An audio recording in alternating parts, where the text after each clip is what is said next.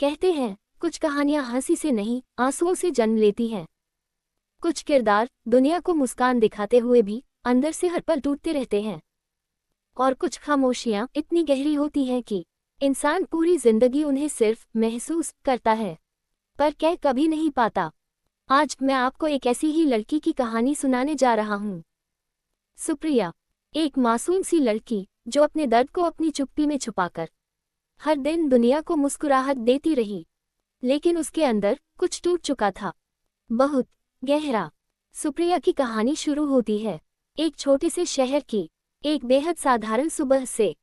वो रोज की तरह जल्दी उठी, आंखों में हल्की नींद पर चेहरे पर वही शांत मुस्कान, क्योंकि उसके लिए हर दिन एक कोशिश होती थी खुद को संभालने की और दुनिया को दिखाने की कि वह ठीक है। लेकिन क्या वो सच में ठीक थी? कभी नहीं। उसके कमरे के दरवाजे बंद होने भर से उसके भीतर की लड़ाई शुरू हो जाती थी। जिंदगी ने सुप्रिया को हर खुशियों से नहीं नवाजा था, पर उस दिन उसकी लाइफ में एक चेहरा आया।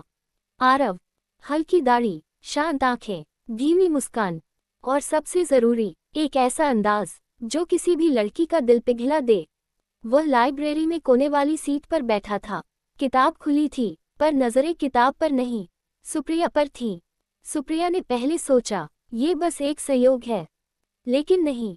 वह हर बार उसे उसी नज़र से देखता और हर बार सुप्रिया के अंदर एक अजीब सी धड़कन बढ़ जाती। दिल बहुत भोला होता है। एक दिन अचानक आरव ने कहा, एक्सक्यूज मी, ये बुक आपको चाहिए थी क्या? वो किताब जो कई दिनों से सुप्रिया पढ़ना चाहती थी आज उसके हाथ में थी। इसे इत्तेफाक कहें या किस्मत। सुप्रिया हल्के से मुस्कुराए, बिना बोले। दुनिया में सबसे खतरनाक मुस्कान वही होती है जो दिल से नहीं, आदत से आती है। आरव को वो मुस्कान अच्छी लगी, शायद बहुत ज्यादा। योजक चिन्ह, योजक चिन्ह, योजक चिन्ह। धीरे धीरे उनकी बातचीत बढ़ी।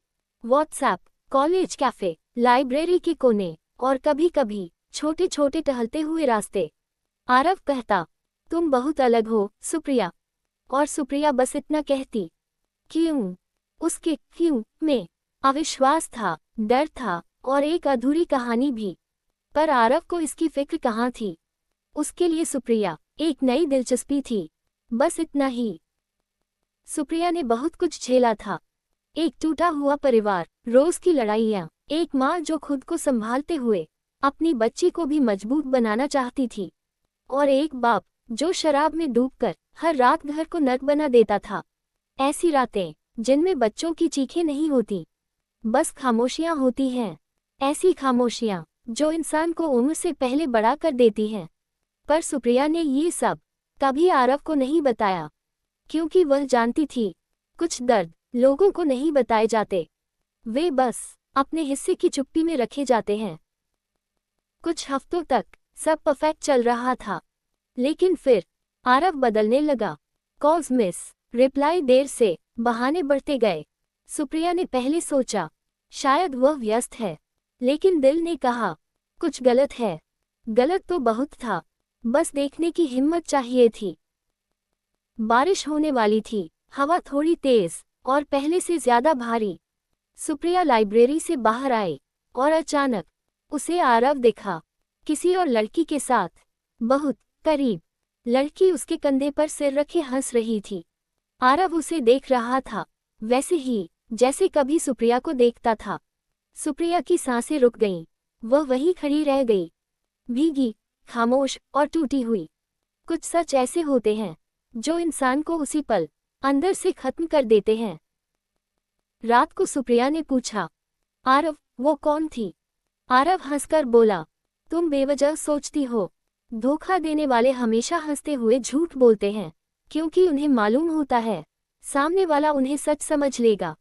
और सुप्रिया ने सच में उस झूठ को एक बार फिर सच मान लिया। पर झूठ हमेशा एक दिन खुद ही टूट जाता है। कुछ दिनों बाद सुप्रिया की दोस्त ने एक वीडियो भेजा। वीडियो में आरव उसी लड़की का हाथ पकड़े कह रहा था, आई लव यू।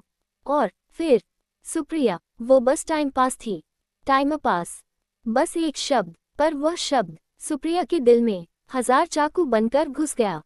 वह रोई नहीं, वह सिर्फ खामोश हो गई। सबसे दर्दनाक चीख हमेशा खामोशी में निकलती है, जो कोई सुन नहीं पाता।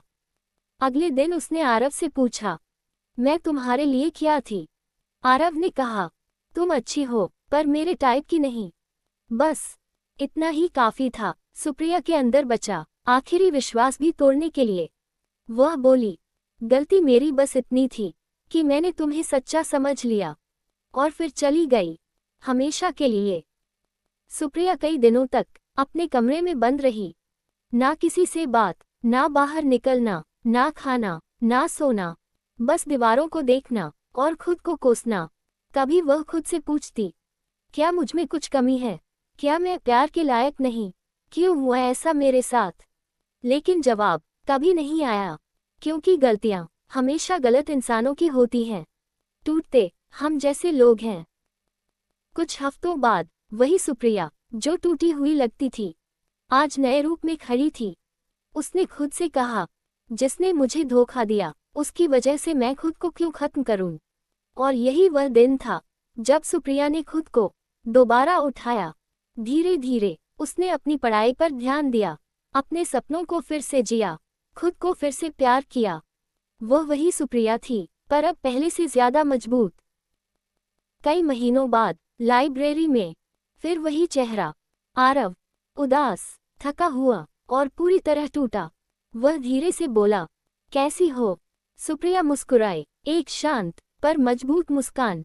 अच्छी हूँ, उसने कहा।